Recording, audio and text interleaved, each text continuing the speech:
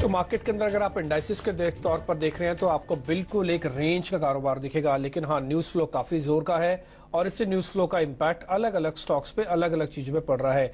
मेरे साथ अजय भी है। अगले हम 1 घंटा आपके साथ रहेंगे और एक कोशिश करेंगे कि आपको बेहतर से बेहतर ट्रेड आपके लिए लेके आए, वो चाहे इन्वेस्टमेंट के हो, ट्रेडिंग के हो या फिर कोई खबर की हुई क्यों ना हो, उसका प्योर एनालिसिस हम आपके सामने रखेंगे। शुरुआत करते हैं पहले डोमेस्टिक ट्रिगर से और इससे मार्केट के सेटअप से। तो अजय, अब से मार्केट के सेटअप को आप कैसे देख रहे हैं? मैंने भी थोड़ी देर पहले ही चेक किया कि करीब 29 मई से लेके आज करीब हम हो गए हैं 6 जून। तो इस बीच में 100 से 125 पॉइंट की निफ्टी के रेंज के अंदर फंसे हैं, ना तो सपोर्ट तोड़ रहे हैं ना ही रेजिस्टेंस ब्रेक कर रहे हैं। कोई न्यूज फ्लो आपको लगता है कि ये काम कर सकती है? आरबीआई पॉलिसी की वजह से इतना दम है कि ये काम करवा देगा इसके ब्रेकआउट या ब्रेकडाउन का? डीबी, मैं वो कहूंगा कि आप निफ्टी का इंटरडे ग्राफ इस समय लेके आइए, आपको दिखाई देगा कि निफ्टी स्पॉट जो है 18530 से बहुत ही शानदार तरीके से सपोर्ट लेके रिबाउंड करने का अटेम्प्ट कर रहा है।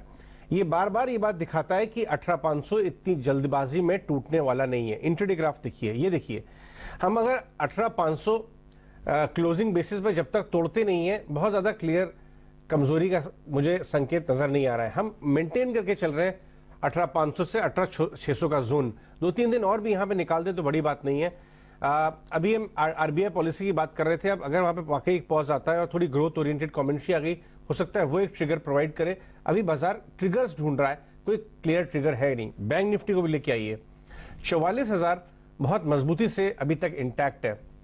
इंटरडे ग्राफ अगर आप देखेंगे बैंक निफ्टी का, तो आप देखेंगे आज का भी लो 44,009 है, यानी 44,000 हमने पकड़ के रखा हुआ है।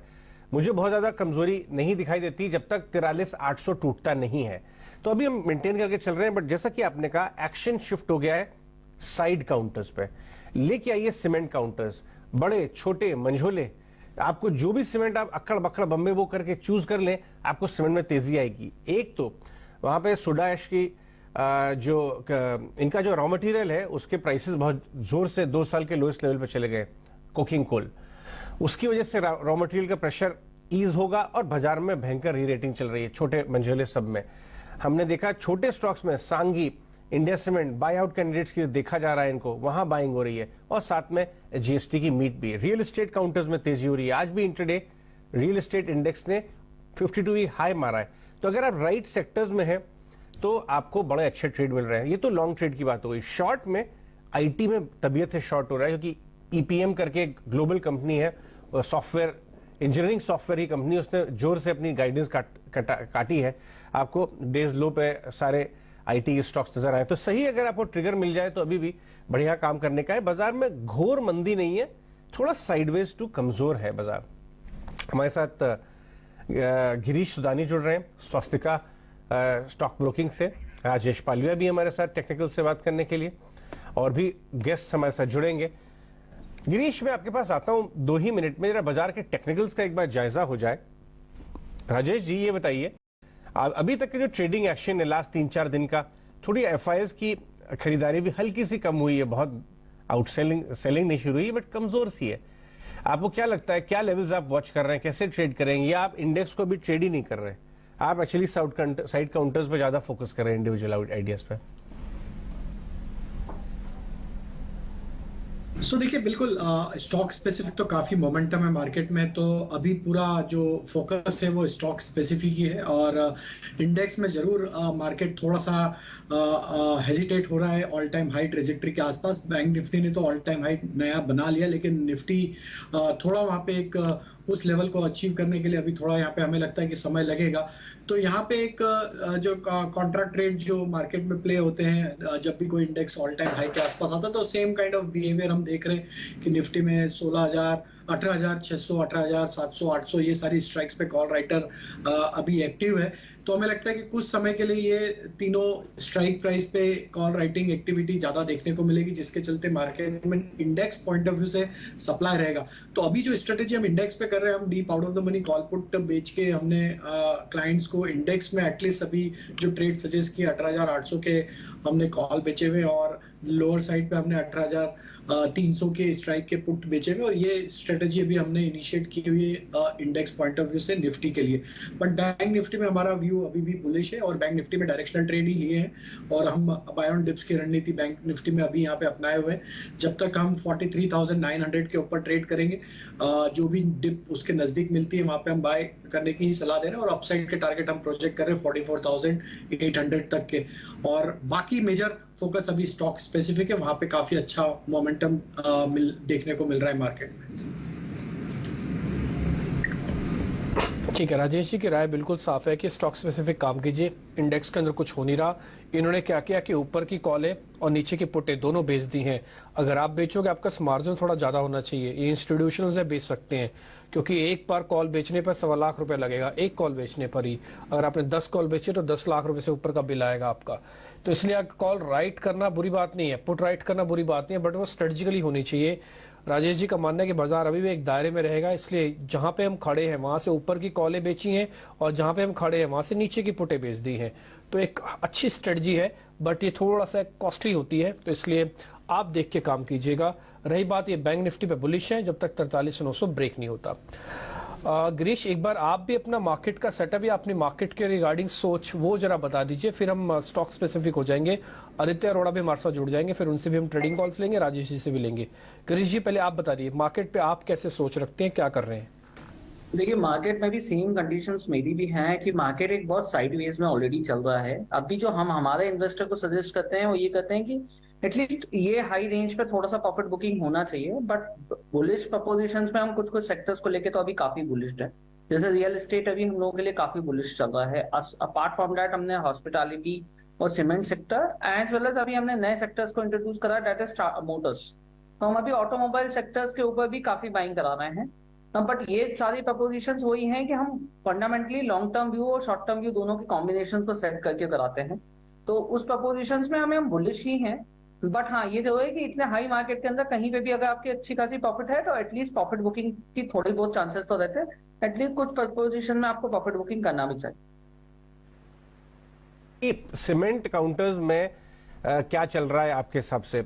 वैल्यूएशन की बात करें, अभी हम थोड़ी देर में मानसी से ही बात करेंगे कि ट्रिगर्स क्या है, आज इतनी चौतरफा रैली क्यों देखने को मिल रही है। डॉक्टर साहब, सीमेंट गेनर्स दिखा दीजिए आप एक साथ एक गुच्छे में सारे सीमेंट काउंटर्स तो ज्यादा अच्छे दिखाई देंगे। गिरीश, आपका टॉप पिक सीमेंट में क्या है इस समय? कौन से स्टॉक पे आप ज्यादा कंफर्टेबल हैं? सबके नतीजे कमजोर थे, अभी किस भाव से क्या लेंगे आप गिरीश? देखिए, अभी अगर मेरे टॉप पिक पे देखा जाए तो मुझे ग्रासिम सीमेंट्स अभी इस लेवल पे भी काफी अच्छा दिखता है। अगर कोई धीरे धीरे बाइंग करके शुरू करना चाहे तो यहाँ से भी बहुत अच्छा मोमेंटम है। देखिए, रिजल्ट्स ठीक थे, मिक्स मैच थे रिजल्ट्स के अंदर, तो रिजल्ट्स को प्रपोजिशन पे तो नहीं करेंगे, बट हाँ, जो ग्रोथ अपॉर्चुनिटी है वो काफी अच्छी है। एक्सपांशन मोड पे ऑलरेडी चल रही है, रीस्ट्रक्चरिंग भी करी थी। इन लोगों के अभी नए जो क्वार्टर नंबर्स थे, अगर number quarter on quarter basis पे भी देखे जाए तो नंबर इतने भी बुरे नहीं थे। कहीं पे भी हमको ऐसा लगता है कि ग्रासिम एक लेवल है जहां पे आपको आज भी बाइंग करने की अपॉर्चुनिटी दिख जाएगी। हमारे साथ मानसी आ चुकी हैं। मानसी कुछ रिसर्च करके लाई है, काफी डीप डाइव किया उन्होंने कि सीमेंट में एक चौतरफा रैली के क्या ट्रिगर्स हैं। बताइए मानसी। अजय, रिसर्च तो मैंने की है, लेकिन पकड़ा तो इसको आपने कल से ही है। इनफैक्ट सीमेंट सेक्टर पर आप बातचीत कर भी रहे थे, और आज तो अगर देखें मिड कैप स्मॉल कैप हो चाहे हैवी वेट्स हो, हर तरफ काफी मजबूती नजर आ रही है। और सबसे बड़ी चीज जिस पर फोकस होना चाहिए वो है कच्चे माल की कीमत, यानी कि रॉ मटेरियल प्राइसेस जो सस्ते होते हुए दिख रहे हैं। पेटकोक, इंटरनेशनल कोक के जो प्राइसेस हैं उनमें हम देख रहे हैं 2 साल के निचले स्तर पर ट्रेड्स इस वक्त नजर आ रहे हैं।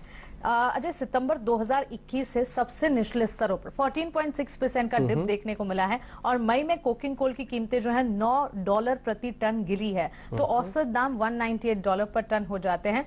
क्लियरली ये प्राइसेस का कम होना एक सबसे बड़ा बूस्ट तो है ही, और इसके अलावा डिमांड ट्रेंड इंटैक्ट है, और खबरें ये भी है कि सीमेंट की जीएसटी में कटौती हो सकती है। खबरें आ रही है, संभावनाएं हैं, लेकिन 28% से 18% अगर हो जाता है तो it's a win win cement कंपनियों के लिए भी और कंज्यूमर्स के लिए भी। तो ढेर सारे फैक्टर्स, ट्रिगर्स हैं जो कि सीमेंट के लिए प्ले आउट कर रहे हैं। लेकिन ताजा खबर यह है कि अंतरराष्ट्रीय कोल और पेटकोक की कीमतों में गिरावट है। राइट, ठीक है, एक बार टेक चेक ले लेते हैं। फंडामेंटल रीजंस आपको इन्होंने बताए, मानसी ने और गिरीश से बात की। एक मिड कैप और एक स्मॉल कैप। राजेश जी बताइए कौन सा बेट किया जाए? यहां से भी थोड़ी तेजी हो गई है, लेकिन टॉप से नीचे है। हमारे साथ आदित्य भी आ गए। भाई वाह, आपकी टाई तो बहुत ही शानदार लगा रही है। आप स्टॉक पिक्स लेके आइए, अभी लौटते हैं आपके पास। पहले राजेश से जरा सीमेंट के काउंटर्स पूछ लें। बताइए राजेश। तो अजय जी देखिए, मुझे यहाँ पे जो स्टॉक अट्रैक्टिव लग रहा है टेक्निकली, तो उसमें मेरी पिक्स में आज की पिक में अंबुजा सीमेंट भी है। और मुझे लगता है कि जिस तरीके से अंबुजा सीमेंट में बेस फॉर्मेशन करके ये स्टॉक अब यहाँ पे रिवर्सल के साइन यहाँ पे daily weekly monthly time frame पे बता रहा है। हमें लगता है अंबुजा सीमेंट में ये मोमेंटम फर्दर एक्सटेंड होगा। अभी ट्रेडिंग पॉइंट ऑफ व्यू से तो मुझे लगता है 485 490 तक की अपसाइड यहाँ पे शॉर्ट टर्म में ही आते हुए दिख सकती है। बट हमें लगता है कि अब ये स्टॉक अगर 430 के ऊपर बना रहा तो इसके नेक्स्ट टारगेट जो पोजिशनली आ सकते हैं वो 500 प्लस के टारगेट भी इसमें आगे आने वाले दिनों में देखने को मिलेंगे। तो काफी बड़े करेक्शन के बाद अब ये 4th कंसेक्यूटिव मंथ है स्टॉक में, अब जहाँ पे एक अच्छा रिकवरी का ट्रेंड बनते हुए दिख रहा है। और हमें लगता है ये रिकवरी फर्दर एक्सटेंड होगी और अपने पुराने हाई की तरफ भी वापस ये स्टॉक बढ़ सकता है। तो अंबुजा सीमेंट हमें लगता है यहाँ पे फोकस में रखना चाहिए। दूसरा सीमेंट स्टॉक की अगर मैं बात करूं तो उसमें मुझे लगता है कि यहाँ पे इंडिया सीमेंट पे फोकस करना चाहिए।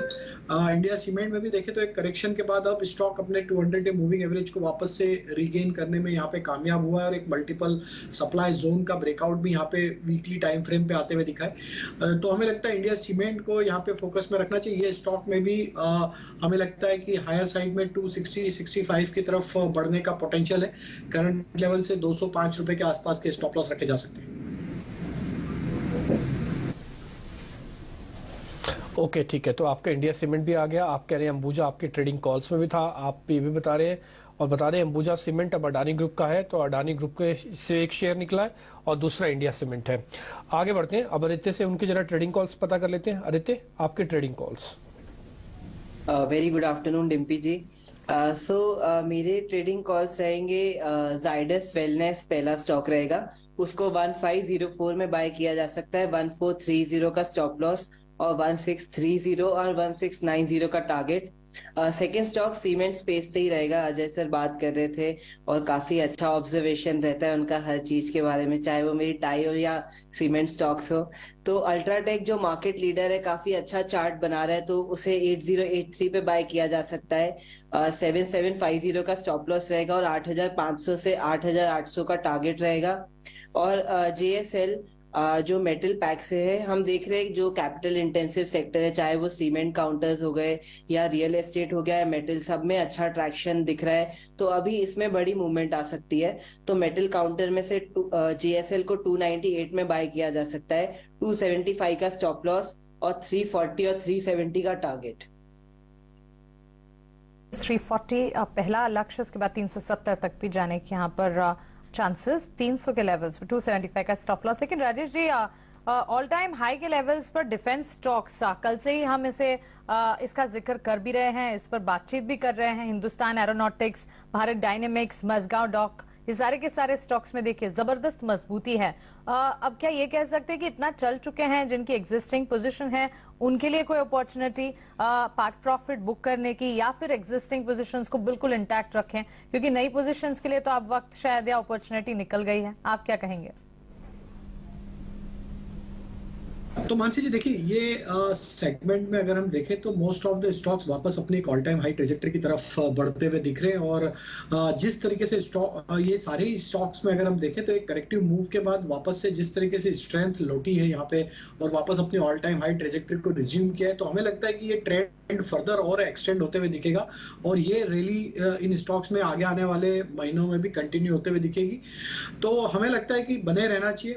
भारत डायनामिक्स की बात करें तो हमें लगता है जब तक ये स्टॉक 1050 के नीचे वीकली क्लोज नहीं देता है, कोई भी छोटे मोटे गिरावट में इसको भी ऐड करते रहना चाहिए। और जिस तरीके के इसके ओवरऑल सेटअप बने हुए, हमें लगता है ये स्टॉक में पोटेंशियल है 1300-1400 रुपए की तरफ हमें बहुत जल्द बढ़ते हुए दिखेगा। मजगांव डॉक में भी काफी बड़ा ब्रेकआउट यहाँ पे वीकली टाइम फ्रेम पे आते हुए दिखा। स्टॉक ने अपने वापस से जो प्रीवियस स्विंग हाई थे दिसंबर 2022 के, उसको सरपास किया है वीकली बेसिस पे। तो हमें लगता है कि यहाँ पे भी एक अच्छा राउंडिंग बॉटम फॉर्मेशन बना के स्टॉक ने वीकली सेटअप पे ब्रेकआउट दिए। तो ये स्टॉक का भी हमें लगता है कि नेक्स्ट टारगेट जो बन सकता है वो करीब 1200-1250 की तरफ आते हुए दिख सकता है, जिनके पास पोजीशन बने रहना चाहिए। 985 के आसपास के स्टॉप लॉस अब ट्रेल कर लेने चाहिए हायर साइड पे। कुछ और स्टॉक ब्रेकआउट से मूड में नजर आ रहे हैं। आदित्य, अगर JSW एनर्जी के चार्ट चेक करें, अभी अच्छा मूव आया, लास्ट 1 घंटे के अंदर डेज हाई की तरफ चला आ रहा है। ये किधर जा रहा है? 275, 300, कहां पे स्टॉप लॉस लगाएं इसका? करेक्ट। तो जेएसडब्ल्यू एनर्जी हमने देखा था, तो पहले एक टाइम में मार्केट लीडर हुआ करता जब अदानी पावर भी चलते थे, सारे इलेक्ट्रिकल स्टॉक्स चल रहे थे 2022 के एंड में। तो आई थिंक ये वापस कंसोलिडेशन के बाद वापस एक्शन में आ रहे हैं। तो जेएसडब्ल्यू एनर्जी डेफिनेटली बाय किया जा सकता है 263 पे, और 240 का स्टॉप लॉस रखना चाहिए, और ऊपर की साइड 280 से 300 के लेवल देखे जा सकते हैं। आज एक ऐसा शेयर भी है जिसने अपना स्ट्रक्चरली ब्रेक डाउन भी कर दिया, वो है आईईएक्स। ये कई दिनों से अपने आप को मेंटेन रखता है 152 से लेके 156 वाली रेंज। फाइनली इसने इस रेंज को ब्रेक डाउन कर दिया। एक बार आदित्य आप इसको चेक करेंगे आईईएक्स को, आज डेज लो पे है, स्ट्रक्चर का ब्रेक डाउन है, कई बार शॉर्ट होने पर ड्रैग भी होता है। क्या 140 तक हो जाएगा ड्रैग ये? देखिए 140 तो बहुत पास ही है, पर मेरा एक इंटरेस्टिंग ऑब्जर्वेशन है आईएक्स के रिगार्डिंग। आईएक्स की बेयर मार्केट बहुत महीनों से चल रही थी, बट जो मार्च में बाजार ने बॉटम लगाया उसमें आईएक्स ने बहुत स्ट्रांग रिकवरी दी, और जिस हिसाब से वॉल्यूम आया है इसमें 6 अप्रैल ऐसा लगता है इसमें स्ट्रांग हैंड सेंटर कर गए। तो अभी जो गिरावट है वो सिर्फ प्रॉफिट बुकिंग चल रही है। तो फिबोनाची लेवल्स इसमें इंपॉर्टेंट आते हैं, 145 और 140 जो आप लेवल बोल रहे हैं, वो एक बाइंग का लेवल बनता है इसमें, और नीचे 130 का स्टॉप लॉस बनाया जा सकता है, और ऊपर की साइड वापस नई तेजी के टारगेट रखने चाहिए जो लेवल आते हैं 160, 170। तो जो गिरावट है वो मैं मानता हूं कि बाइंग का एक अपॉर्चुनिटी रहेगी, अवसर रहेगा खरीदने का। तो इस गिरावट को अपॉर्चुनिटी समझो, इस गिरावट में खरीदारी की राय बनती हुई इंडिया एनर्जी एक्सचेंज पर बन रही है। लेकिन इस बीच कीस्टोन रियल्टर्स, इस कंपनी के मैनेजमेंट से आज सुबह ही हमने बातचीत की थी, और किस तरह से कंपनी में अच्छा खासा एक्शन दिख रहा है।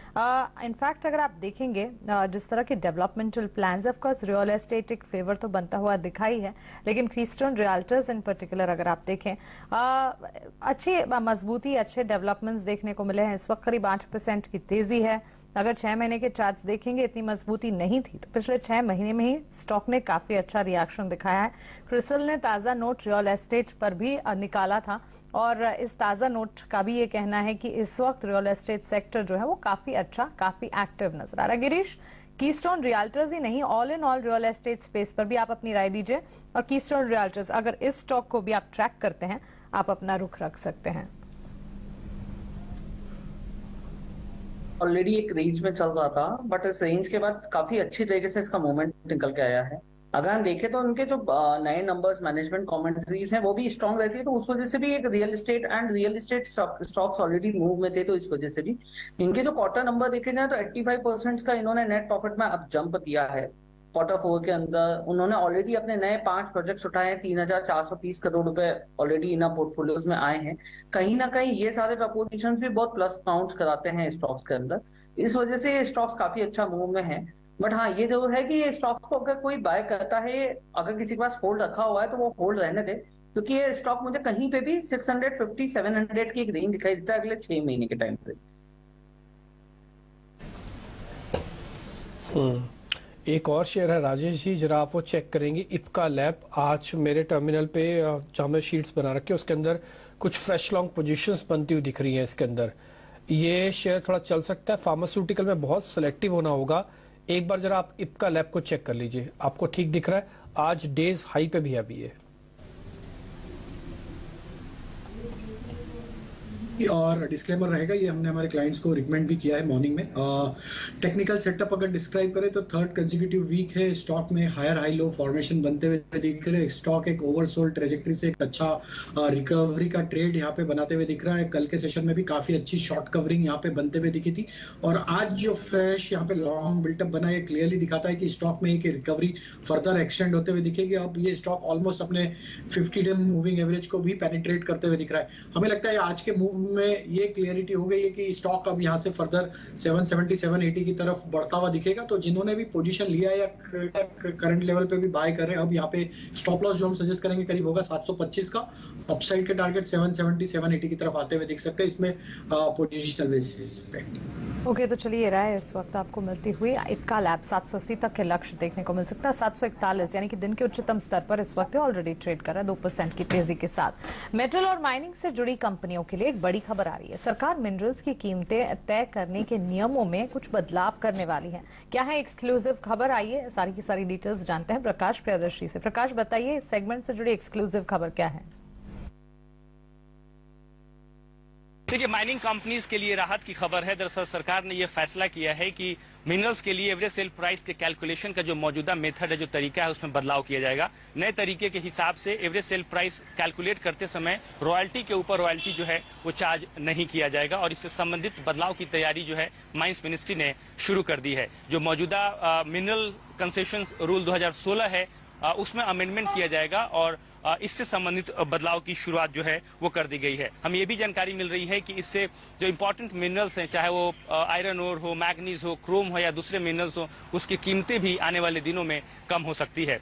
माइंस मिनिस्ट्री ने कमेंट्स भी इनवाइट किए हैं जो हाई पावर्ड कमेटी है उसकी सिफारिशों के ऊपर। जैसा कि आपको पता है कि सरकार ने एक हाई पावर्ड कमेटी का गठन किया था इसके मसले पर, और कमेटी ने ये सिफारिश की है कि रॉयल्टी ऑन रॉयल्टी चार्ज करना रेवेन्यू अर्जित करने के लिए ये गलत है और इससे जो है ऑक्शन वैल्यू में कमी आती है, साथ ही साथ जो इन्वेस्टर्स हैं उनका सेंटीमेंट भी खराब होता है। लिहाजा कमेटी ने ये सिफारिश की है कि बिना रॉयल्टी का जो sale price, average sale price है, वो निर्धारित की जाए, क्योंकि ऑलरेडी सेल वैल्यू में रॉयल्टी जो है वो शामिल है। लिहाजा जो इंडियन ब्यूरो ऑफ माइंस है उसको ये सिफारिश की गई है, उसे ये कहा गया है कि जब भी वो अगले महीने के लिए एवरेज सेल प्राइस निर्धारित करे तो उसमें रॉयल्टी को शामिल न करे। इससे एक तरफ जहां जो एनोमलीज हैं प्राइस फिक्सेशन में मिनरल्स की जहां बात करें वो खत्म होगी, साथ ही साथ जो रिटेल प्राइसेस है मिनरल्स के उसमें भी कमी लाने में मदद मिल सकती है। हमें जानकारी मिल रही है कि इससे संबंधित जो फाइनल प्रपोजल है वो जल्द ही माइंस मिनिस्ट्री कैबिनेट को भेजने वाला है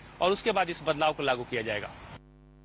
शुक्रिया आपका हमारे साथ जुड़ने के लिए। तो एवरेज सेलिंग प्राइस के फॉर्मूला में बदलाव की खबरें यहां पर आ रही है। दरअसल एवरेज सेलिंग प्राइस तय करते समय रॉयल्टी को नहीं जोड़ा जाएगा, ये ताजा खबर इस वक्त मिलती है। मेटल कंपनियों के लिए इस वक्त ये बड़ी खबर है। मेटल इंडेक्स पर एक बार जायजा लेते हैं। ऑलमोस्ट हम देख रहे हैं एक डाउनटर्न, बिकवाली का दबाव आज मेटल स्पेस में निफ्टी मेटल इंडेक्स में नजर आ रहा है। आधे % तक की गिरावट है और हाईएस्ट मार्जिन कॉन्ट्रैक्शन तो हम देख ही चुके हैं। राजेश जी, मेटल स्टॉक्स पर आपका आउटलुक क्या है? तो मानसी जी, देखिए मेटल स्टॉक्स में देखें तो सारे स्टॉक्स में एक रिकवरी का ट्रेड देखने को मिला था पिछले दिनों में, लेकिन आज थोड़ा हायर साइड पे एक दबाव जरूर बनते हुए दिख रहा है। बट अगर हम ओवरऑल एनालाइज करें तो हमें लगता है कि अभी भी यहाँ पे स्ट्रेंथ तो बनी हुई है। जरूर हायर साइड पे थोड़ा प्रॉफिट टेकिंग बना है, लेकिन हमें लगता है कि यहाँ पे मेटल स्टॉक्स में जिस तरीके के चार्ट स्ट्रक्चर यहाँ पे बनते हुए दिख रहे थोड़े हमें लगता है कि पोजिशनली ये सेक्टर यहाँ से अच्छा एक अपवर्ड मोमेंटम यहाँ पे कंटिन्यू करते हुए दिख सकता है। हमें लगता है यहाँ पे JSW स्टील जब तक ये स्टॉक 700 रुपए के ऊपर ट्रेड करता है, यहाँ पे लॉन्ग साइड का ट्रेड रखा जा सकता है। ये जो डिप मिल रही है यहाँ पे बाइंग अपॉर्चुनिटी है और अपसाइड में जैसे ही 725 के लेवल क्रॉस होंगे तो ये स्टॉक में हमें लगता है 750 तक की अपसाइड यहाँ पे बनते हुए दिखेगी। वहीं अगर हम देखें तो दूसरा स्टॉक जो स्टील सेक्टर में देखें तो यहाँ पे टाटा स्टील के सेटअप को भी अगर हम यहाँ एनालाइज करें तो ऑलमोस्ट स्टॉक 110 111 के आसपास थोड़ा सप्लाई प्रेशर यहाँ पे फेस कर रहा है। बट ओवरऑल यहाँ पे जिस तरीके के स्ट्रक्चर बन रहे हैं स्टॉक में एक अच्छा कंसोलिडेशन पिछले कुछ हफ्तों से देखने को मिला है लोअर साइड पे। हमें लगता है टाटा स्टील भी जब तक 103 104 के ऊपर बना हुआ है, यहाँ पे भी स्ट्रेंथ तो अभी है और 112 के ब्रेकआउट के बाद ये स्टॉक भी 120 की तरफ बढ़ते हुए दिखेगा। तो मेटल स्पेस में जरूर एक प्रॉफिट टेकिंग हुई है, लेकिन ये अपॉर्चुनिटी है वापस से डाउन साइड में बाय करने की। क्योंकि रियल एस्टेट आज इंडेक्स भी फ्रेश 52 वीक हाई लगाया। मैक्रोटेक लेके आइए, आदित्य आनंद राज लेके आइए, 160 का भाव हो गया, और अब कोल्टे पाटिल लेके आइए। तीनों के चार्ट चेक करके हमें बताएं सबसे मजबूत स्टॉक कौन सा आपको नजर आता है आदित्य? मैक्रोटेक, अनंत राज, कोल्टे।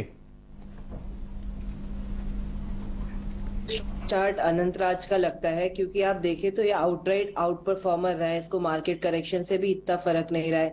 और कई बार कुछ सेक्टर्स में बुल मार्केट चालू होती है तो इतनी गिरावट भी आपको देखने को नहीं मिलती और वही आगे जाके मार्केट लीडर्स बनते हैं।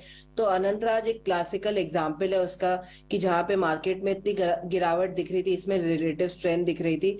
तो अभी 160.50 पे भी एक अच्छी बाइंग अपॉर्चुनिटी दिखती है और ऐसा लगता है कि आगे तेजी और कंटिन्यू हो सकती है। और इन केस रियल एस्टेट का सेक्टर का आउटलुक इंप्रूव होता है तो इधर एक्सपोनेंशियल ग्रोथ मिल सकती है। इक्का दुक्का शेयर है और भी ऐसे हैं जहां पर आज अच्छी खरीदारी हुई है। उसमें से डिफेंस का एक शेयर है हिंदुस्तान एरोनॉटिकल्स। एक बार आदित्य, इस पे आपका रिकमेंडेशन। HAL एक सेकंड राउंड में किसी को अगर बाय करना हो, देखिए एक राउंड की तेजी तो निकली है जिन्होंने पार्टिसिपेट नहीं किया, लेकिन कोई अगर नए सिरे से नए तरीके से जांच पर रख रहा है शेयर्स को, तो हिंदुस्तान एरोनॉटिकल्स के अंदर और कितनी बढ़त हमको एक्सपेक्टेड है कि मिल जाएगी? इसमें मैं डिस्क्लेमर देना चाहूंगा, मैंने अपने क्लाइंट्स को 2 दिन पहले ही इसमें बाय रिकमेंडेशन दिया था। अभी ये वापस स्टॉक तेजी बरकरार कर रहे हैं। तो अगेन ये वो कैटेगरी के स्टॉक्स है जैसे डिफेंस, फर्टिलाइजर, रेलवे, ये उस कैटेगरी के काउंटर्स है जहां पे एक market leader kind of rally sector में देखने को मिल रही है। हर वक्त गिरावट में बाइंग आ जाती है और डिफेंस में नए नए हाई बनते रहते हैं। तो मुझे लगता है कि शॉर्ट टर्म में हो सकता है कि ओवर एक्सटेंडेड है, बट लॉन्ग टर्म में मुझे लगता है कि इसमें काफी अच्छी खासी तेजी मिल सकती है, क्योंकि ये मार्केट लीडर की तरह एस्टैब्लिश हो गया है। जहां पे मार्केट में आपको गिरावट दिख रही है, यहाँ पे रिलेटिव स्ट्रेंथ दिख रही है। तो मुझे लगता है स्टॉक में बड़ा दमखम है मीडियम टर्म में। अब डिफेंस में अगर कोई नाम सबसे पहले जहन में आता है तो वो हिंदुस्तान एरोनॉटिक्स लिमिटेड है। लेकिन auto components and equipment space में महिंद्रा CI के चार्ट्स को एक बार पुल अप करते हैं। और ये स्टॉक राजेश जी 350 के लेवल से चलना शुरू हुआ और उसके बाद महज 5 महीनों में करीब 70% के रिटर्न्स दिए हैं। 1 महीने के रिटर्न्स भी देखेंगे, मजबूती नजर आई है और आज के सत्र में आप देखिए करीब 6-7% तक की तेजी दिखा रहा है महिंद्रा CI। बिल्कुल मानसी जी, काफी स्ट्रॉन्ग चार्ट स्ट्रक्चर है और स्टॉक में अगर हम देखें तो मंथली सेटअप के हिसाब से 3rd कंसेक्यूटिव मंथ है जहां पे स्टॉक एक अच्छा अप ट्रेंड डिस्प्ले करते हुए दिख रहा है।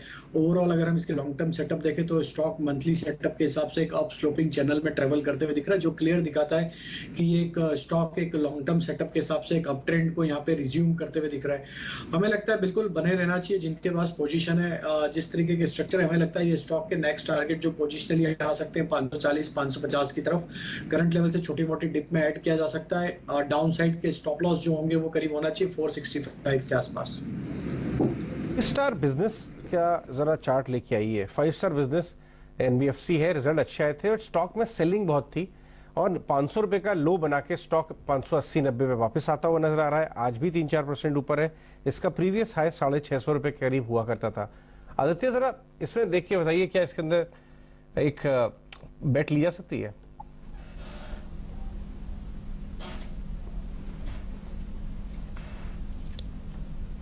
लग रहा है आदित्य को आवाज नहीं आ रही है। गिरीश, आप बताएं। हाँ बताइए आदित्य। हाँ, 5 स्टार बिजनेस एक्चुअली एक कंसोलिडेशन फेज में था मार्च से लेके अभी तक, पर आज काफी अच्छा वॉल्यूम देखने को मिला है डेली बेसिस पे और बेसिकली कंसोलिडेशन ब्रेक किया है। तो ये कंटिन्यूएशन ऑफ रैली हो सकता है। लास्ट राउंड ऑफ रैली में हमने देखा स्टॉक 445 से लेके 680 तक गया। एक अभी राउंडिंग बॉटम बना के स्टॉक वापस रैली कंटिन्यू कर रहा है। तो यहाँ पे डेफिनेटली बाय किया जा सकता है, अच्छी पिक है। और स्टॉप लॉस इसमें रहना चाहिए 500 का और टारगेट इसमें रहेगा 700 से 750 का। गिरीश, ये वेल्समन कॉर्प आपने देखा है हाल ही में? इसके रिजल्ट्स आए थे, उसके बाद धीरे धीरे चलना शुरू हो गया। अभी गोयनका जी ने, बीके गोयनका जी ने, जो इनके चेयरमैन है कंपनी के, इन्होंने सिंटेक्स खरीदी थी NCLT से।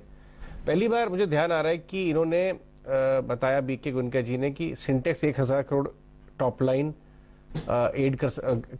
टॉप लाइन करेगा, जोड़ेगा वेल्समन कॉर्प में। नंबर अच्छे थे, आपने देखा है 270 पे। कैसा लगता है वैल्यूएशन? ये वेल्सपन कॉर्प का जो रिजल्ट था वो काफी म्यूटेड ही थे, बट हालांकि ये लेवल्स पे काफी अच्छा दिखाई देता है क्योंकि ऑलरेडी एक्सपांशन थे और सिंटेक्स का वाला जो बंच था वो काफी स्ट्रांग था। अगर हम भी प्रपोजिशन पे बात करें तो इस लेवल पे कंपनी काफी अच्छी दिखाई देती है। 300 से 350 के टारगेट्स के बीच में एक बार कोई को भी बाय करना है तो कर सकता है। हालांकि एक बहुत रेंज के बाद में बाहर निकल के आया है ये स्टॉक, तो कॉन्स्टेंटली अभी भी अपसाइड काफी अच्छी दिखाई देती है इस स्टॉक के अंदर। 6 महीने के टाइम फ्रेम के लिए कोई भी ले सकता है इसको, 350 का टारगेट कैरी करके चले। ठीक है, तो ये वेल्सपन पे होगी आपकी रिकमेंडेशन। अब आगे बढ़ते हैं। एडलवाइस ने नुवामा वेल्थ का डीमर्जर हो गया है और डीमर्जर को लेकर जरा जानकारी दे रही है मेरी सहयोगी उमाक्षी। उमाक्षी, जरा बताइए ये पूरी खबर है क्या? जी बिल्कुल, ईडलवाइस फाइनेंशियल सर्विसेज फोकस में है। हम देख रहे हैं कि पिछले 3 सेशन में स्टॉक ने करीब 15% एडवांस किया है। इनफैक्ट हमने देखा था कि जून 2 को स्क्रिप्ट एडजस्ट हुई थी डीमर्जर के लिए, और इनफैक्ट जून 2 रिकॉर्ड डेट भी थी। जो शेयर होल्डर्स है जिनको नुवामा वेल्थ के शेयर्स मिलने वाले हैं उनकी एलिजिबिलिटी डिटरमाइन करने के लिए जून 2 रिकॉर्ड डेट रही थी। ओवरऑल अगर हम देखें तो जून 10 को अलॉटमेंट एक्सपेक्टेड है और नुवामा वेल्थ मैनेजमेंट की लिस्टिंग जुलाई या अगस्त 2023 में हो सकती है। पोस्ट डीमर्जर हम देख सकते हैं कि शेयर होल्डर्स जो रहेंगे ईडलवाइस के उन्हें 30% स्टेक मिलेगा नुवामा वेल्थ मैनेजमेंट में। अगर हम देखें तो पोस्ट डीमर्जर ईडलवाइस का क्या होगा, तो कुछ की मैट्रिक्स में तो चेंजेस आएंगे ही। नेटवर्थ हम देखेंगे कि 8,500 ऑड करोड़ पर है, वो गिरकर 6,150 करोड़ पर हो जाएगी और बुक वैल्यू पर शेयर 72 से गिरकर 46 रुपीज़ पर शेयर हो जाएगा।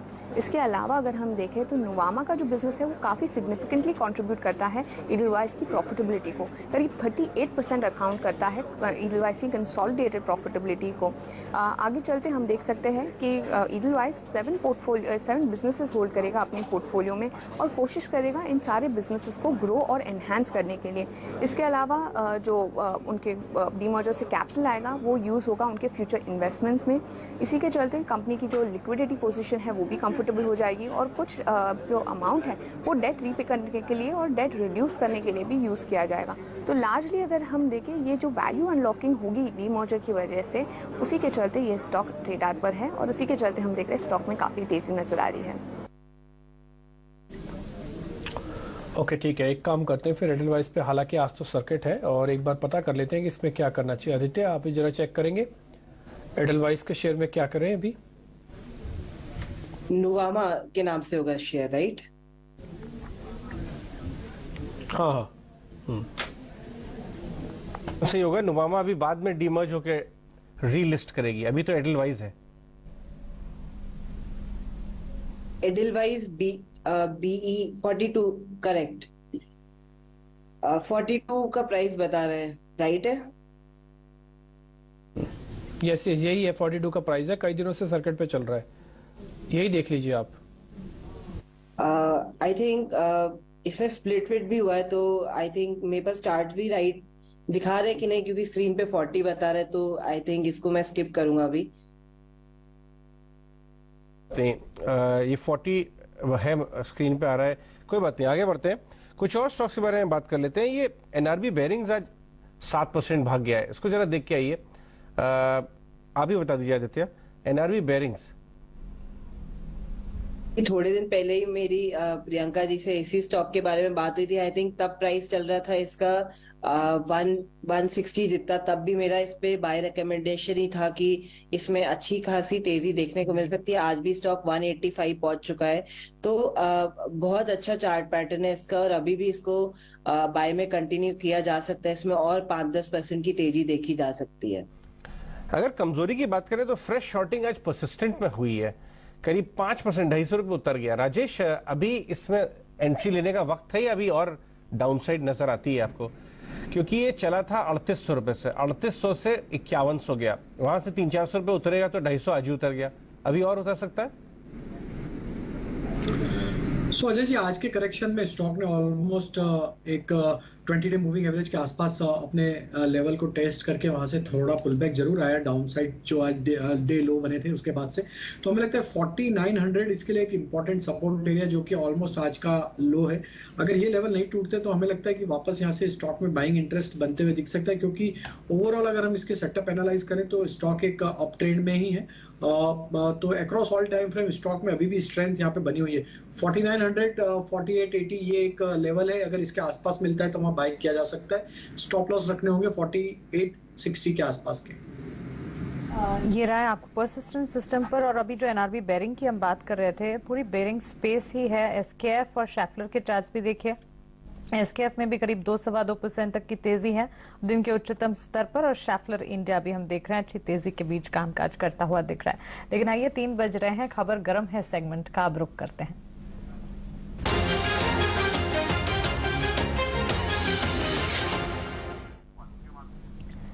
शरद, खबर गर्म है सेगमेंट में कल आपने एचबीएल पावर सिस्टम्स का जिक्र किया था, और ये स्टॉक ने तो देखिए आज क्या धमाका किया है, 10-11% की तेजी।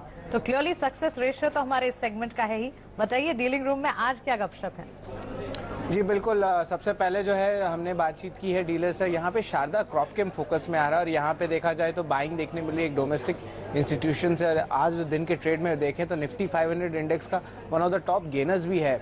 ऑलरेडी एग्जिस्टिंग डीआई इन्वेस्टर्स की बात करें तो इसमें एचएसबीसी स्मॉल कैप फंड है, और डीएसपी का भी स्मॉल कैप फंड जो है इसमें इन्वेस्टेड है स्टॉक में। और हमारी जो है चैनल चेक हुई है, जहां से पता चला है कि most of the agri chemical companies हैं, उनके जो इन्वेंट्री लेवल्स थे वो नॉर्मलाइज हो रहे हैं। दिसंबर महीने में जो था कंपनी का लगभग आप कह सकते हैं 70% का इन्वेंट्री लेवल्स था, अब वो घट के लगभग 25% हो गया है। मैनेजमेंट की कमेंट्री भी रिसेंटली आई थी, जहाँ पे सेकेंड क्वार्टर FY24 से जो है इन्वेंट्री नॉर्मलाइजेशन हो जाएगी। अब ऑफकोर्स एग्री केमिकल कंपनीज में भी जो है एक टाइप से ये चीज़ लार्जली फैक्टर्ड इन हो रही है, क्योंकि उन स्टॉक्स में भी जो है रैली देखने मिल रही है। और अगर कंपनी स्पेसिफिक बात करें तो ये कंपनी एग्री केमिकल में जो है सिर्फ ट्रेडिंग में डील करती है। इसका मतलब चाइना से ये माल खरीदती है, और यहाँ पे चाइनीज़ प्राइसेस की गिरावट आ रही है, तो इनकी जो प्रोक्योरमेंट कॉस्ट हो रही है वो कम हो रही है।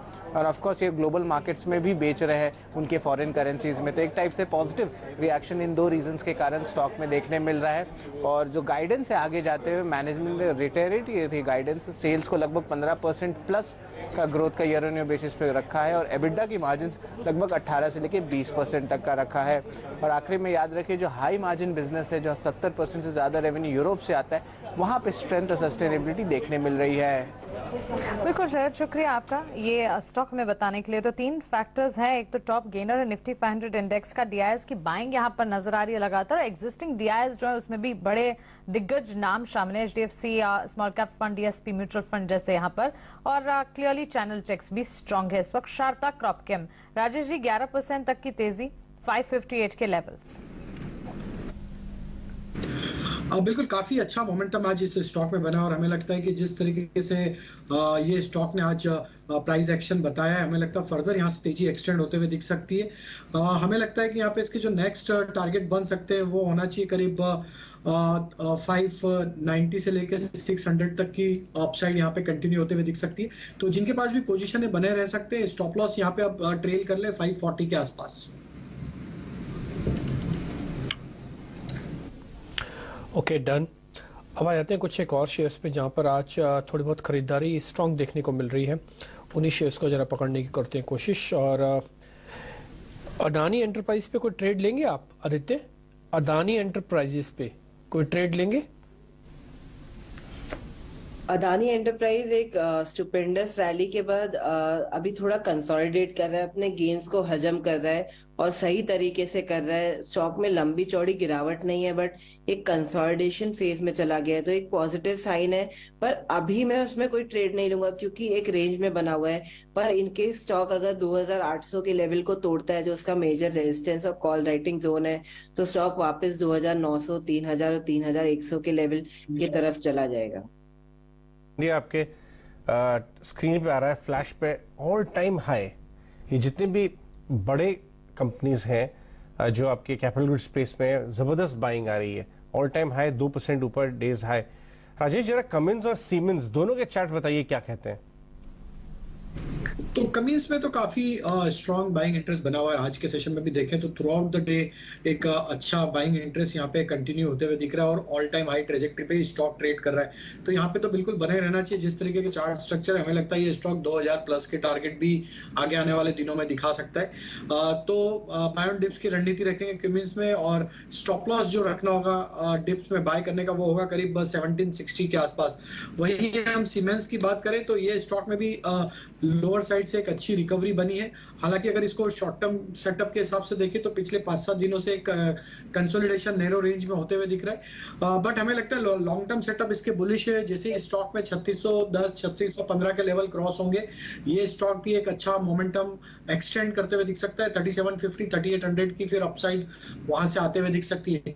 तो करंट लेवल पे जिनकी पोजीशन है या यहाँ पे बाय कर रहे हैं, अब यहाँ पे स्टॉप लॉस 3540 का रखे। 3620 के बाद इसमें एक ब्रेकआउट ट्रेड प्ले होगा जो कि स्टॉक को 3750 की तरफ लेके शॉर्ट टर्म में ही लेके जा सकता है। चलिए कमेंट्स पर ये राय, सीमेंस ऑलमोस्ट 2% की तेजी बाजार में इस वक्त। अगर सेक्टोरल परफॉर्मेंस की बात करेंगे, real estate, auto, pharma, financial services में अच्छा एक्शन है, जबकि downside FMCG, metal, energy, PSU bank और आईटी की तरफ से इस वक्त नजर आ रही है। मेजर कंट्रीब्यूटर्स मार्केट में इस वक्त सबसे आगे खड़े हैं banks and financials, axis bank, Kotak bank, उसके ठीक साथ साथ UltraTech cement, cement players, Maruti, ITC जैसे स्टॉक्स।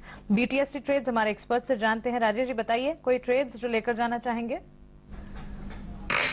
तो मानसी जी, हमें लगता है आज केमिकल स्पेस पे फोकस रखना चाहिए। केमिकल एंड फर्टिलाइजर ये स्पेस एक अच्छा बाइंग इंटरेस्ट आज कंटिन्यू करते हुए दिख रहा है। हमें लगता है यहाँ पे जो स्टॉक अट्रैक्टिव लग रहा है वो है फैक्ट का सेटअप देखें तो स्टॉक में एक कंसोलिडेशन के बाद यहाँ पे प्राइस एक्शन में एक अच्छा ब्रेकआउट आते हुए दिख रहा है, और ये स्टॉक में हमें लग रहा है नेक्स्ट टारगेट 355 से लेकर 360 की तरफ आते हुए दिखेगा। तो फैक्ट बाय करने की सलाह है। स्टॉप लॉस रखेंगे करीब यहाँ पे हम 326 के आसपास। जो दूसरा स्टॉक हमें यहाँ पे अट्रैक्टिव लग रहा है F&O स्पेस से वो है Aditya Birla fashion retail, ABFRL का। स्टॉक में एक बड़े करेक्शन के बाद स्टॉक में वीकली सेटअप के हिसाब से एक फॉलिंग ट्रेंड लाइन का यहाँ पे ब्रेकआउट आते हुए दिख रहा है, और स्टॉक में जिस तरीके से लास्ट 2 वीक में लोअर साइड से एक अच्छा एक्यूमुलेशन होते हुए दिखा, ये स्टॉक में हमें लग रहा है ये रिवर्सल और एक रिकवरी का ट्रेड 220-225 की तरफ बढ़ते हुए दिखेगा। स्टॉप लॉस रखना होगा यहाँ पे करीब 201 के आसपास। और तीसरा स्टॉक जो यहाँ पे बाय करने की सलाह है वो भारत इलेक्ट्रॉनिक्स BEL का। ये स्टॉक में भी एक अच्छा मोमेंटम यहाँ पे बनते हुए दिखा। स्टॉक अब 115 के ऊपर कंफर्टेबली होल्ड करते हुए दिख रहा है। स्टॉक में अगर हम देखें तो प्रीवियस स्विंग हाई जो बने थे इसके सितंबर 2022 के, उस लेवल को भी इसने सरपास किया है क्लोजिंग बेसिस पे अब। तो हमें लगता है कि यहाँ पे BEL को बाय करना चाहिए। छोटी मोटी डिप में ऐड करें, 114 के आसपास स्टॉप लॉस होगा, टारगेट होंगे करीब 130 तक के। ओके ठीक है, अलग अलग स्टॉक्स आपको काफी बता दिए। गिरीश, ये पावर कंपनीज के अंदर चर्निंग हो रही है, जैसे IEX का ना सर्किट का ब्रेकडाउन, माफ कीजिए, एक सेगमेंट है उसने ब्रेकडाउन कर दिया, 152 153 वाली रेंज को छोड़ा, डेज लो पे आ गया। आप जस्ट इसका उलट देखेंगे ना तो एक टाटा पावर नाम की कंपनी है, वहां पर देखेंगे तो वो एक स्ट्रक्चरली मजबूत कंपनी हो चुकी है अब, क्योंकि वो 210 के ऊपर बैक टू बैक ट्रेड कर रही है। मैं तो ये सिर्फ आपको टेक्निकल सेटअप बता रहा था। वैसे आप टाटा पावर पे क्या व्यू रखते हैं? आज हल्की मुनाफा वसूली है बट स्ट्रक्चर स्ट्रांग है, जब तक 210 वापस नहीं तोड़ता ये।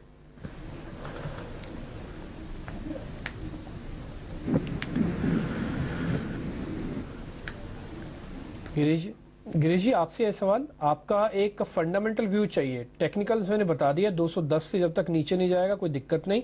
आप एक बार फंडा व्यू बता दीजिए अपना। फंडामेंटल व्यू भी बहुत स्ट्रांग है इसका टाटा पावर का। जैसे सेम है कि ये बात सही है कि 210 208 का जो एक रेंज है वो काफी स्ट्रांग रहा है। अपार्ट फ्रॉम दैट, अगर कंपनी के फंडामेंटल के प्रपोजिशन से बात करी जाए तो ऑलरेडी ईवी पावर सेक्टर्स में काफी स्ट्रांग प्रपोजिशन कंपनी रही है ये। हम इसके टारगेट से कहीं पे भी 240 से 250 का एक रेंज डेफिनेटली दिखाई देता है अगले 6 महीने के टाइम फ्रेम के लिए।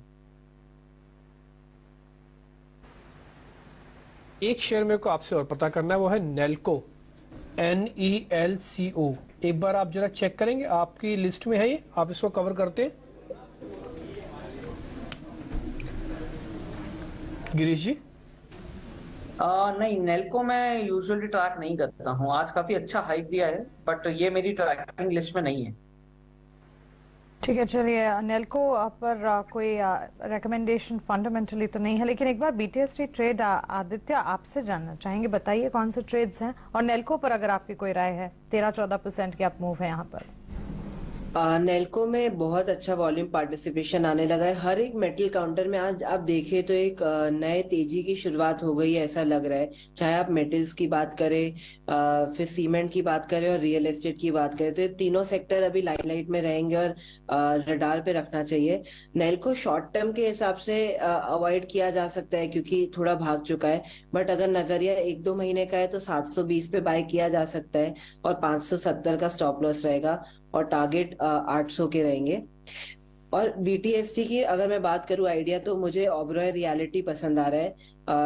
रियल एस्टेट सेक्टर में अभी लीडिंग चार्ट्स है, इसके बुलिश पैटर्न बना रहा है और वॉल्यूम पार्टिसिपेशन अच्छा मिल रहा है, तो 991 में इसको बाय किया जा सकता है। 950 का स्टॉप लॉस रहेगा और 1030 से 1060 का टारगेट रहेगा। दूसरा मुझे एक्सिस बैंक पसंद आ रहा है। बैंकिंग स्पेस में मुझे लगता है अगर नेक्स्ट तेजी चालू होगी या कोई लीड करेगा तो वो एक्सिस बैंक ही है, तो एक्सिस बैंक को 969 में बाय किया जा सकता है। इसमें स्टॉप लॉस रहेगा 940 का और टारगेट रहेगा 1000 का। कुछ बीटीएसटी ट्रेड्स हमारे दोनों टेक्निकल एक्सपर्ट्स की तरफ से, लेकिन बाजार कर रहा है रिकवरी अटेम्प्ट। और इस वक्त अगर आप देखेंगे निफ्टी में करीब 80 अंकों की रिकवरी आप देख रहे हैं दिन के निचले स्तरों से 18,612 के लेवल्स, 18,600 के पार इस वक्त निफ्टी फिर से ट्रेड करता हुआ बढ़िया सी कैंडल बनी, अच्छी खासी रिकवरी इस वक्त आप देख रहे हैं। बैंक निफ्टी के चार्ट्स भी एक बार लेकर आते हैं। मिड कैप को देखे करीब 200 अंकों की रिकवरी वहां पर भी दिन के निचले स्तरों से नजर आ रही है और बैंक निफ्टी में यहां पर भी 44,230 के लेवल्स पर करीब 123 अंकों की मजबूती। इस रिकवरी में पार्टिसिपेंट्स हैं बैंक्स, फाइनेंशियल, सीमेंट, ये सारे के सारे पार्टिसिपेंट्स हैं। Real estate sector of course जहां से काफी हद तक मेजरली सपोर्ट मिलते हुए दिख रहे हैं, लेकिन कुछ और काउंटर्स जो कि निफ्टी नेक्स्ट कैटेगरी के हैं जहां पर अच्छा एक्शन आप देख पाएंगे इस लिस्ट में सीमेंट, डिफेंस के अलावा अब अगर आप देखें जोमेटो के चार्ट्स हैं जो कि लगातार कुछ सेशन से 1-1.5% की मूव आज भी दिखा रहे, कुछ सेशन से अच्छा एक्शन भी है, हालांकि ऊपरी स्तरों से वहां बिकवाली है। टोरेंट फार्मा को देखिए आधे से 1% तक की तेजी। Rajesh ji, pharma, health care, diagnostic, डिफेंसिव्स के अलावा भी अब तो प्ले आउट करते हैं, क्या राय होगी? बिल्कुल, तो फार्मा स्पेस में जैसे कि हमने जिक्र किया, एक इप्का लैब पे तो हमारा व्यू बुलिश ही था, वहां पे एक रिकवरी का ट्रेड बन रहा है और टोरेंट फार्मा में भी आज एक अच्छा बाइंग इंटरेस्ट बना है। Most of the pharma stock, Sun Pharma को भी देखें तो वहां पे भी एक अच्छा मोमेंटम कंटिन्यू होते हुए दिख रहा है। टोरेंट फार्मा में हमें लग रहा है कि यहाँ पे 2 दिन की एक प्रॉफिट टेकिंग के बाद वापस स्टॉक में एक बाइंग इंटरेस्ट यहाँ पे बनते हुए दिख रहा है और स्टॉक में अब यहाँ पे 1740 ये एक इमीडिएट स्टॉप लॉस का लेवल होगा। अगर इसके नीचे नहीं फिसलता है तो स्टॉक में नेक्स्ट टारगेट इसका करीब बनना चाहिए 1900 रुपए की तरफ। तो टोरेंट फार्मा पे व्यू हमारा बुलिश है और वहीं फार्मा स्पेस पे इप्का लैब हमारा एक स्टॉक है जो भी हमें अट्रैक्टिव लग रहा है। सन फार्मा पे भी फोकस किया जा सकता है फार्मा स्पेस पे, यहाँ पे भी एक अच्छा मोमेंटम हमें लगता है एक्सटेंड होते हुए दिख सकता है। 1050 तक की अपसाइड हम प्रोजेक्ट कर रहे हैं इसमें शॉर्ट टर्म में। ठीक है, इरकॉन इंटरनेशनल के चार्ट्स आदित्य एक बार देखें, 3.25% के मूव्स यहाँ पर देखने को मिल रहे हैं। 82-83 के स्तर पर यह स्टॉक ट्रेड करता हुआ एट डे हाई इस वक्त, अच्छी खासी मजबूती। सिविल कंस्ट्रक्शन स्पेस इंटरनेशनल जैसे हमने बात करी अभी कि रेलवे सेक्टर भी एक अच्छा मार्केट लीडर रहा है, फर्टिलाइजर रहा है और डिफेंस रहा है, तो इरकॉन में भी अगर कंसोलिडेशन लेवल ब्रेक होते हैं जो 86 का रेजिस्टेंस है तो इसमें बाय किया जा सकता है और उस वक्त में स्टॉप लॉस रहेगा 80 और टारगेट रहेगा 90 से 95। ओके, ठीक है, तो रेलवे काउंटर इरकॉन पे भी ध्यान रखिए। अच्छी क्लोजिंग देके जा रहा है 3%। आज सुबह एक हमारे मेहमानों ने IRCTC भी दिया था, तो रेलवे काउंटर के अंदर वापस कहीं ना कहीं बज है कुछ। आगे बढ़ते हैं। हर्ष मेरे सहयोगी मेरे साथ जुड़ रहे हैं। आपको मालूम ही है कि 3 दिन की बैठक शुरू हो चुकी है और वर्डिक्ट आ जाएगा थर्सडे को। क्या वर्डिक्ट आ सकता है इस बार, बताने के लिए हर्ष मेरे साथ जुड़े हैं। हर्ष ने पूरी रिसर्च की है, पोल इनफेक्ट किया है पूरा, तो एक बार हर्ष जरा बताइएगा कि चांसेस कितने हैं कि इस बार पॉज आएगा या फिर रिडक्शन भी हो सकता है इंटरेस्ट में? रिडक्शन की संभावना कम है, बट पॉज ये हमारा कंसेंसस व्यू है। सारे इकोनॉमिस्ट के साथ बात करके लग रहा है कि RBI वापस पॉज करेगा ये पर्टिकुलर मीटिंग के बाद भी। अब जब हम फैक्टर्स को देखें तो इन्फ्लेशन 4.7% पे आया है। ऑफ कोर्स बेस हायर था, 2022 अप्रैल में इन्फ्लेशन ने एक टॉप बनाया था। इंडियन इन्फ्लेशन लास्ट 3-4 इयर्स का एक टॉप है 7.8% का, तो अप्रैल 2023 of course year on year number देखें तो स्लाइटली कम आया है, जो कि एक बड़ी रिलीफ नहीं है क्योंकि वो हायर बेस पे था, पर फिर भी एक पॉजिटिव लेते हुए कम आया है। दूसरी बात है कि सारे global central banks rate pause currently कर रहे हैं, या तो इनफैक्ट अब रेट घटाने की भी एक कमेंट्री, एक टाइप ऑफ पोटेंशियल की बातें चल रही है।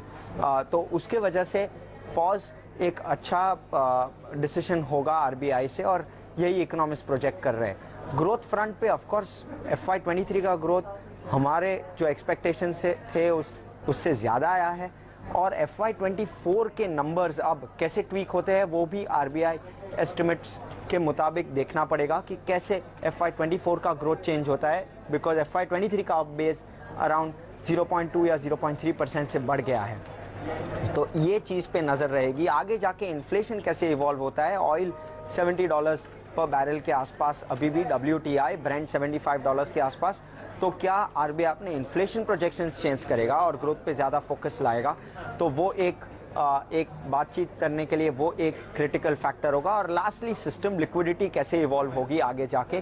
VRRR काफ़ी कर रहा है आरबीआई, तो सिस्टम में से वो काफ़ी लिक्विडिटी सकआउट भी कर रहा है, पंपिंग भी कर रहा है करेक्ट टाइम्स पे, तो वो भी कैसे इवॉल्व होता है, ये तीनों चार चीज़ पे नज़र रहेगी मार्केट की। इंटरेस्टिंग, काफ़ी इंटरेस्टिंग। आप दो चीज़ों पे ज़्यादा फोकस कर रहे हैं। मेरा भी यही मानना है कि इस बार इंटरेस्ट रेट को छोड़ दो, इस बार आप ग्रोथ पे क्या बोल रहे हैं और इन्फ्लेशन पे क्या बोल रहे हैं वो ज़्यादा इंपॉर्टेंट हो जाएगा। इंटरेस्ट रेट को छोड़ दीजिए, आप रेपो रेट को छोड़ दीजिए। रेपो रेट में तो कोई बदलाव नहीं हो रहा, और हम आपके सामने एक पोल करके भी बता रहे हैं कि रेपो रेट बढ़ेंगे, तो जवाब है नहीं, और वो 100% लोगों का है। मान लीजिए 10 से पूछा गया, 20 से पूछा गया, 50 से पूछा गया, 50 के 50 लोगों ने ये बात बोली कि नहीं, कुछ नहीं बढ़ने जा रहा। ज़्यादा इंपॉर्टेंट है ये जो इस प्लेट आपकी स्क्रीन पे चल रही है, इन्फ्लेशन के अनुमान में क्या किसी तरह का कोई बदलाव होगा। दूसरा अगली प्लेट आएगी ग्रोथ वाली, यहाँ पे ग्रोथ लिखा है, परसेंटेज लिखा है, वो इंपॉर्टेंट होगा कि उन दोनों के स्टांस को लेकर आरबीआई गवर्नर क्या बात रखते हैं। खैर हम थोड़ा आगे बढ़ते हैं। गिरीश, ये मार्केट ने डिस्काउंट कर लिया आरबीआई के इस तरह के वर्डिक्ट को कि इस बार पॉज आ रहा है, या फिर अभी होना बाकी है? आपकी कैलकुलेशंस क्या कहती हैं? देखिए, डिस्काउंट तो कर लिया है क्योंकि अब हमारे बाजार को कोई एक ट्रिगर चाहिए कि एटलीस्ट कुछ तो रहेगा। जैसे देखा गया कि ऑलरेडी जो इंडस्ट्रियल डेटा आया वो इंडस्ट्रियल डेटा अच्छा था, बट नाउ अब हमें कुछ और अच्छे न्यूज की जरूरत है कि एग्जैक्टली हम आगे क्या फोकस कर रहे हैं, हमारे नेक्स्ट मूव्स क्या रहेंगे। तो ये कहीं ना कहीं एक बस ट्रैकिंग है कि आरबीआई की गवर्नर का क्या स्पीच रहती है, उसके ऊपर सब कुछ डिपेंडेंसी रहेगी, उसी का बाजार एग्जैक्टली वेट कर रहा है। तो चलिए, ये राय और क्रेडिट पॉलिसी पर खास नजर जरूर रहेगी। आज से शुरू हो चुकी है 3 दिवसीय बैठक, और 8 तारीख को होगी आरबीआई की क्रेडिट पॉलिसी। लेकिन आगे बढ़ते हैं, कुछ और स्टॉक्स जहां पर एक्शन है। एंजल वन के चार्ट्स, राजेश जी, ये प्लेटफॉर्म स्टॉक्स में अच्छा एक्शन आज नजर आ रहा है। एंजल वन तो पिछले 5 दिनों में करीब 15% चल चुका है। 5 ट्रेडिंग सेशंस के ही लेवल्स हैं जहां पर हम देख रहे हैं एंजल वन के चार्ट्स जो है अच्छी खासी मजबूती। 1278 के लेवल से आप देख रहे हैं इस वक्त 1445 के स्तर। बिल्कुल मानसी जी, स्टॉक में एक अच्छा मोमेंटम बना है, और पिछले 2-3 ट्रेडिंग सेशन में स्टॉक ने एक अपने मल्टीपल सप्लाई जोन का भी ब्रेकआउट किया। स्टॉक अब कंफर्टेबली 200 डे मूविंग एवरेज के ऊपर अपने आप को सस्टेन करते हुए दिख रहा है। तो ओवरऑल स्टॉक में एक बेस बना के स्टॉक में ब्रेकआउट ऑलरेडी हो चुका है। हमें लगता है कि अब ये स्टॉक जब तक 1370-75 के ऊपर ही रहेगा, तो नेक्स्ट इसके जो टारगेट बन सकते हैं वो करीब आना चाहिए 1520 से लेके 1550 की तरफ। 1520 और उसके बाद 1550 तक के टारगेट्स भी यहाँ पर नजर आ सकते हैं। इसके अलावा कुछ और शेयर्स जहां पर अच्छी खासी मजबूती, आरवीएनएल के चार्ट्स हम देख रहे हैं। राइट्स लिमिटेड देखिए अच्छी तेजी है। स्मॉल कैप इंडेक्स में भी आज हम देख रहे हैं स्टॉक स्पेसिफिक मूव्स ढेर सारे बनते हुए। यूटीआई एएमसी करीब 4% की तेजी के साथ, और फर्टिलाइजर स्पेस में फैक्ट का चार्ट लेकर आते हैं 7% के अप मूव फैक्ट के स्टॉक में। आदित्य, क्या इस चार्ट को आप ट्रैक करते हैं? हम देख रहे हैं ऑलमोस्ट 332 के स्तर पर ये स्टॉक ट्रेड कर रहा है। बिल्कुल मैं ट्रैक करता हूँ। जैसे मैंने पहले भी बोला कि फर्टिलाइजर एक मार्केट लीडर है, और सबसे बड़ी तेजी आपको फैक्ट में देखने को मिली थी 100-200% की कुछ लास्ट महीनों में। तो इस तरीके का मूव इस तरीके से नहीं आता। जब स्ट्रॉन्ग इंस्टीट्यूशनल इंटरेस्ट बनता है तभी ऐसी तेजी देखने को मिलती है। और इस तरीके के इंस्टीट्यूशंस छोटी मोटी तेजी के लिए नहीं खेलते, पर बड़ी तेजी के लिए खेलते, बड़ी ग्रोथ स्टोरी के लिए खेलते। तो मुझे लगता है अगर आप चार्ट पैटर्न भी देखेंगे तो उतने ही बुलिश पैटर्न बन रहे हैं। अभी एक sort of cup and handle pattern बनाने के प्रोसेस में है स्टॉक, और शॉर्ट टर्म कंसोलिडेशन से बाहर निकला है। तो 332 पे बाय किया जा सकता है इसको, और 290 का स्टॉप लॉस लगाना चाहिए, और 400 से 450 के टारगेट रखने चाहिए।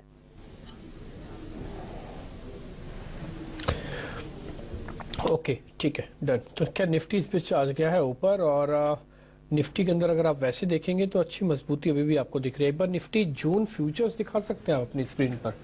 मैं उसमें एक पॉइंट आपको नोटिस करवाना चाहता हूँ। निफ्टी के जून फ्यूचर्स, निफ्टी स्पॉट वाली नहीं, अगर निफ्टी के जून फ्यूचर्स दिखा पाए तो वो आपको अभी भी ना लाल निशान में दिखेगा। हमारे पास काफ़ी अच्छा प्रीमियम्स था, लेकिन वो प्रीमियम हम धीरे धीरे करके अब थोड़ा कम भी कर रहे हैं, वो आपको दिख जाएगा। खैर, इस बीच जब फायर होगा तब आपको दिखेगा वो स्क्रीन पर। आगे बढ़ते हैं, कुछ एक स्टॉक्स की तरफ और आ जाते हैं और एक बार जरा चेक करते हैं कि कहाँ कहाँ पे पोजीशन थोड़ी स्ट्रॉन्ग बन रही है। अब आप सौदे ना लीजिएगा ज़्यादा, 23 हो चुके हैं। अब आपको बस सिर्फ शांति से बैठ के देखना है, समझना है कि मार्केट के अंदर क्या हुआ है। इप्का लैब, आपकी कॉल राजेश सर बहुत अच्छी जा रही है, आपके क्लाइंट्स ने ली है। अभी आप फैक्ट्स के बारे में बता रहे थे, और आदित्य भी फैक्ट के बारे में बता रहे हैं कि दोनों को ये शेयर अच्छा लग रहा है, क्लोजिंग इन दोनों की अच्छी हो रही है। एक और शेयर चेक करेंगे आप सर? मेरे को लग रहा है फिर से ना डिक्सन अब कमजोर होने जा रहा है। बहुत स्ट्रॉन्ग मूवमेंट इसके अंदर आ चुकी थी, एक बहुत स्ट्रॉन्ग पुल बैक इसके अंदर आया। एक बार जरा डिक्सन टेक्नोलॉजीज को राजेश सर आप चेक करेंगे, जिनके पास भी शॉर्ट कवरिंग का आया हुआ धन है वो एक बार बुक करें और बाहर निकल आए इससे। अब हाँ, देखिए डिम्पी जी, काफी बड़ी रैली स्टॉक में हमने देखी पिछले कुछ 2-3 हफ्तों में। तो थोड़ा प्रॉफिट टेकिंग जरूर यहाँ पे आते हुए दिखेगा, तो थोड़ा प्रॉफिट जरूर बुक करना चाहिए। अगर डाउन साइड में वापस ये स्टॉक अपॉर्चुनिटी देता है टुवर्ड्स 3750 3700 के आसपास, तो वापस री इंटर किया जा सकता है। बट अभी एक बार के लिए जरूर जिन्होंने लोअर साइड पे एंट्री किया है वो सलाह ये रहेगी कि एक बार प्रॉफिट बुक करें, क्योंकि स्टॉक में काफी बड़ी रैली हमने पिछले कुछ दिनों में देखी, और ऑलमोस्ट एक सप्लाई जोन के पास से ही स्टॉक में वापस यहाँ पे प्रॉफिट टेकिंग आते हुए दिख रहा है। तो हमें लगता है कि जब तक अब स्टॉक 4000 के लेवल वीकली क्लोजिंग बेसिस पे क्रॉस नहीं करेगा, थोड़ा यहाँ पे सप्लाई आता हुआ दिखेगा, तो थोड़ा प्रॉफिट बुक करने की सलाह है यहाँ पे। ओके, डन, ठीक है। एक दो शेयर और जरा देखते हैं जहां पर मूवमेंट थोड़ी स्ट्रांग हमको मिल रही है। एक बार कोटक महिंद्रा बैंक पे आप देख सकते हैं अपनी स्क्रीन पर। आदित्य, एक बार आपके रिकमेंडेशन, इसको BTST करें या छोड़ दूं? कोटक महिंद्रा बैंक आपने बहुत अच्छा ढूंढा है। बैंकिंग सेक्टर में 2 स्टॉक लीड कर रहे हैं, एक है एक्सिस बैंक और दूसरा कोटक बैंक। तो डेफिनेटली कोटक बैंक के साथ आगे बढ़ा जा सकता है 1964 पे, और स्टॉप लॉस लगाना चाहिए 1919 का, और ऊपर की साइड टारगेट देखे जा सकते हैं 1980 से 2000। ओके, ऑटो एंसिलरी शेयरों में भी अच्छा एक्शन दिखा है। मुंजाल शोआ, राणे मद्रास, GNA एक्सेल, ये सारे के सारे स्टॉक्स को एक बार देखते हैं। अच्छी तेजी के बीच ड्यूरिंग द डे तो ट्रेड कर रहे थे। मुंजाल शोआ में अभी 11% के मूव है। Rajesh ji, auto ancillary space में आपकी राय? तो देखिए, ऑटो सेक्टर तो ऑलरेडी एक बुलिश ट्रेंड में यहाँ पे हमें पिछले कुछ हफ्तों में बना हुआ दिख रहा है, और ऑटो एंसिलरी में भी एक अच्छा ट्रैक्शन यहाँ पे बनते हुए दिख रहा है। काफी मिड कैप स्टॉक्स में एक अच्छा मोमेंटम आया है। जैसा कि अभी आपने बात किया मुंजाल से हुआ, तो यहाँ पे ये स्टॉक में भी देखें तो इसने अपने प्रीवियस स्विंग हाई जो इसके नवंबर 2022 के थे, उसका आज अच्छा ब्रेकआउट यहाँ पे विद वॉल्यूम एक्शन आते हुए दिखा। स्टॉक में एक बड़े करेक्शन के बाद यहाँ पे रिवर्सल के साइन आते हुए दिख रहे। तो हमें लगता है मुंजाल शोआ में यहाँ पे पोजीशन अगर जिन्होंने लिए लोअर साइड पे, अब स्टॉप लॉस को 116 के आसपास रखें, और जो ब्रेकआउट हुए हैं वो दर्शाते हैं कि स्टॉक में 140 तक का मोमेंटम फर्दर एक्सटेंड होते हुए भी दिख सकता है। ठीक है आदित्य, एक बार एग्रो केमिकल स्पेस पर भी आप एक अपनी राय दीजिए। शारदा क्रॉपकेम, धानुका एग्रीटेक 10 से 12% की चाल आज के सत्र में हम देख रहे हैं। आज इनफैक्ट ऐसा सेशन है जबकि साइडवेज स्पेसेस जिनका जिक्र ज्यादा नहीं होता है वो स्पेसेस अच्छा चल रहे हैं। इन स्टॉक्स पर क्या राय होगी? बिल्कुल, ये स्टॉक ज्यादा मेंशन में नहीं आते, हेडलाइंस पे नहीं आते, पर आज काफी अच्छा मूव आ रहा है। धनुका में तो स्पाइक आके वहां से सेल ऑफ आ गया, तो उसका अवॉइड करना चाहिए। बट शारदा क्रॉपकेम काफी अच्छा पैटर्न बना रहा है, कंसोलिडेशन पैटर्न से निकल रहा है, तो थोड़ा मीडियम टर्म नजरिया है 1-2 महीने का, तो इसे 556 पे बाय किया जा सकता है और 490 का स्टॉप लॉस लगाना चाहिए। ऊपर 600 से 700 के टारगेट बनते हैं। आपको मिलती हुई लेटेंट व्यू एनालिटिक्स, कोई राय होगी? 2-2.5% की तेजी है राजेश जी।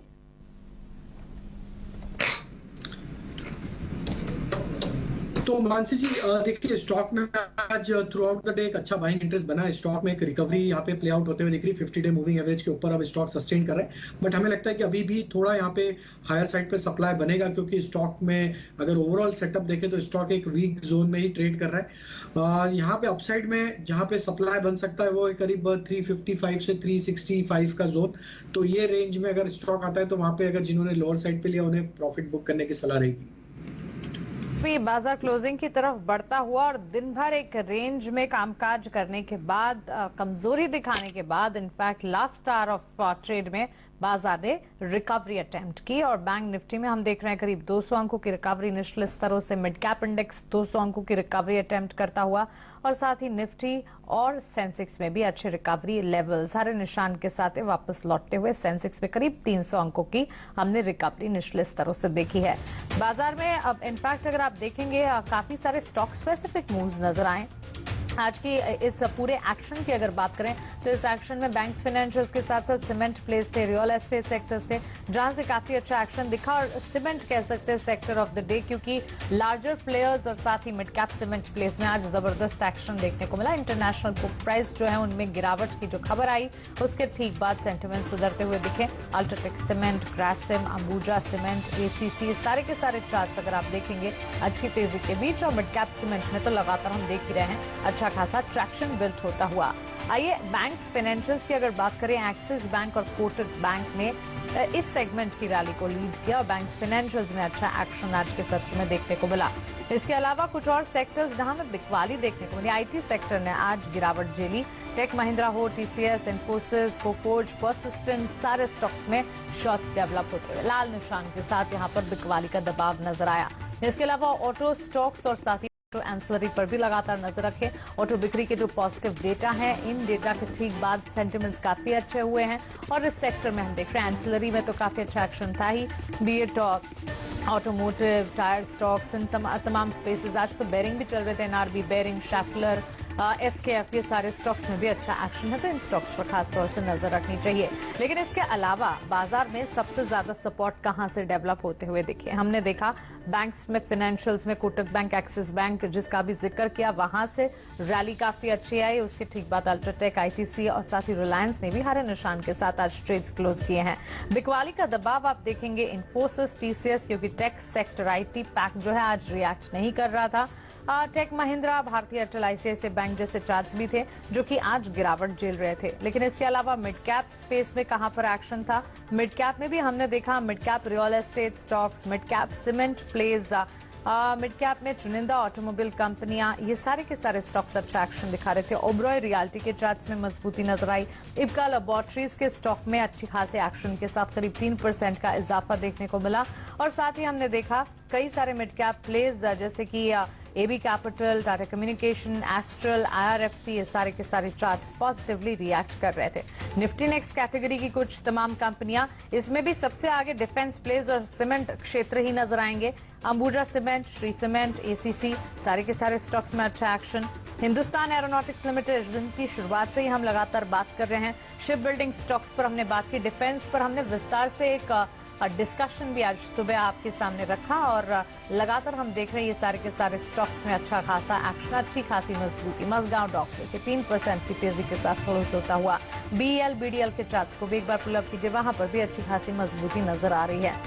ऑटोमोबाइल पैक की अगर बात करें और सेक्टर स्पेसिफिक बाजार को एक बार क्विकली देखें तो सेक्टर्स में सबसे आगे खड़े हैं ऑटोमोबाइल सेक्टर, जहां TVS motor, Tata Motors, hero motor, Maruti जैसे चार्ट्स हैं जो कि सबसे ज्यादा पॉजिटिवली रिएक्ट करते हुए दिख रहे हैं। इसके ठीक पीछे realty, pharma, financial services, banks और एफएमसीजी की चाल आज मजबूत नजर आई, लेकिन बिकवाली हमने देखी energy, media, PSU bank, metal और IT packs. Advance decline ratios finally आपकी स्क्रीन पर। एडवांसेस का पलड़ा भारी, 1190 एडवांसेस के सामने महज 911 डिक्लाइन से क्लियरली बाजार का अंडरटोन। शुरुआत भले ही कमजोर हुई हो, लेकिन क्लोजिंग जो है वो दमदार होती नजर आ रही है। फाइनल क्लोजिंग आपकी स्क्रीन पर 18,600 के बिल्कुल नजदीक, हम कह सकते हैं 18,600 के लेवल्स पर ही, बिल्कुल 18,600 के लेवल्स पर निफ्टी क्लोज होता हुआ लास्ट आवर में अच्छी रिकवरी दिखाने के बाद 62,792 के स्तर पर सेंसेक्स में क्लोजिंग। और बैंक निफ्टी में भी हमने देखा काफी अच्छी मजबूती के साथ क्लोजिंग इस वक्त देखने को मिल रही है, और इसमें broader indices, mid cap, small cap को भी आप शामिल कर लीजिए।